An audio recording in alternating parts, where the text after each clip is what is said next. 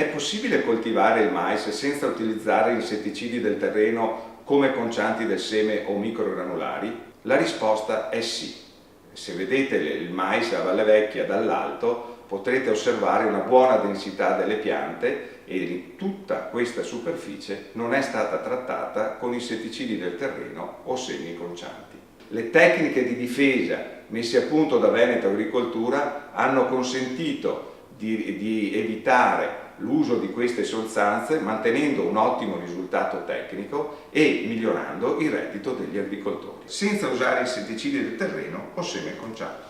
Ma perché è importante poter fare il mais mantenendo un buon reddito dell'agricoltore e un buon risultato tecnico senza utilizzare questi insetticidi e soprattutto quella parte di questi insetticidi composta dai sistemici?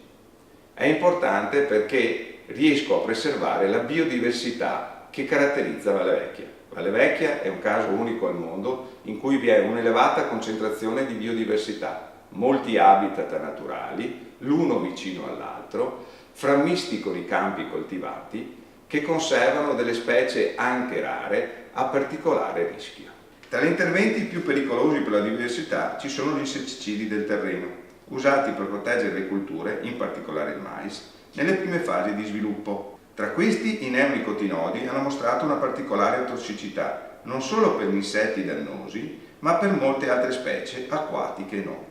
Trasportati dai semi e dai microgranuli al terreno e alle falde, riescono a raggiungere tramite l'acqua zone naturali anche lontane dai campi coltivati, a essere assorbiti dalle piante spontanee e diventare tossiche per gli insetti e altre specie che vi si nutrono e che si nutrono degli insetti che hanno assorbito le molecole insetticide. In tal modo determinano il drammatico declino delle popolazioni di insetti, non solo delle api e degli impollinatori selvatici, ma anche degli uccelli insettivori, dei pipistrelli e lungo la catena alimentare arrivano persistentemente nei corpi umani. Quindi, per preservare la biodiversità e la salute dell'uomo, è necessario non procedere all'uso di queste molecole o limitarne fortemente le superfici trattate. Dal 2009, grazie a queste tecniche a bassissimo costo, l'intera superficie coltivata a Valle Vecchia e nelle altre aziende pilota non è trattata con insetticidi o seme conciato. E i risultati sono stati ottimi. La densità di piante di mais testimoniata dalla visuale dall'alto è buona.